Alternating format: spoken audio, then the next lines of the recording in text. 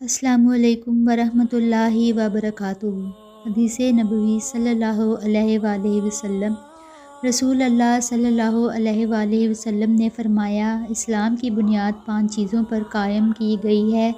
اول، گواہی دینا کہ اللہ کے سوا کوئی معبود نہیں اور بے شک حضرت محمد صلی اللہ علیہ وآلہ وسلم اللہ کے سچے رسول ہیں، اور نماز قائم کرنا اور زکوٰۃ ادا کرنا اور حج کرنا اور رمضان کے روزے رکھنا۔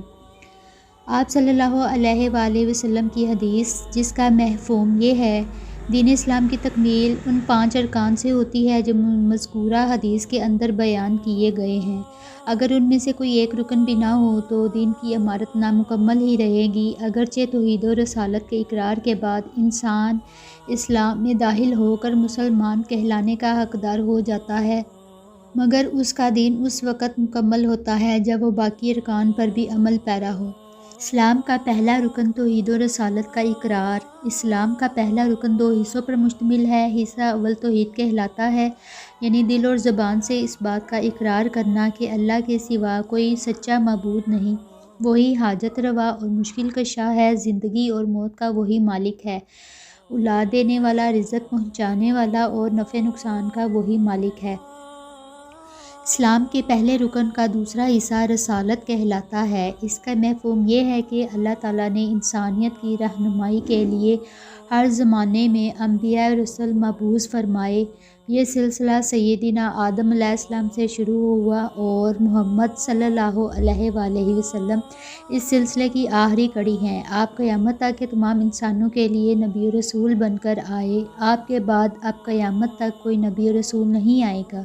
اگر کوئی نبوت یا رسالت کا دعویٰ کرے تو وہ کاذب، دجال ہے اور اس کو ماننے والا کافر مرتد ہے۔ اسلام کا دوسرا رکن اقامت صلاۃ۔ کلمہ پڑھ لینے کے بعد ایک مسلمان پر سب سے پہلے نماز کا فریضہ عائد ہوتا ہے۔ دین اسلام میں نماز کی اہمیت پر بہت زور دیا گیا ہے۔ قرآن مجید میں سینکڑوں بار نماز کا حکم آیا ہے اور 20 جگہ نماز کو اہل ایمان کی علامت قرار دیا گیا ہے۔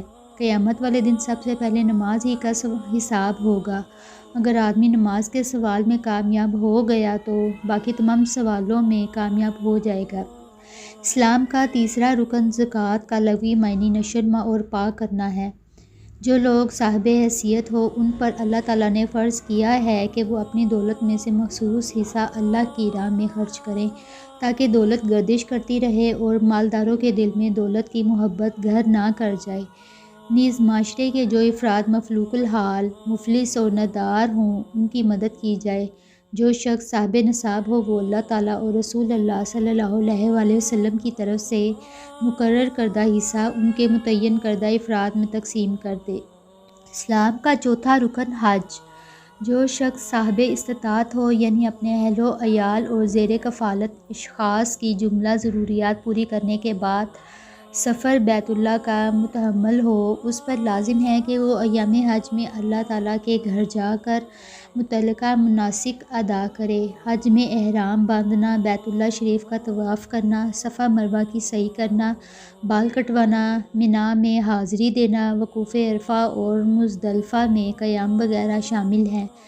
ایک اور حدیث میں آپ صلی اللہ علیہ وآلہ وسلم نے فرمایا، حج کرنے کے بعد انسان گناہوں سے یوں پاک صاف ہو جاتا ہے گویا وہ آج پیدا ہوا ہے۔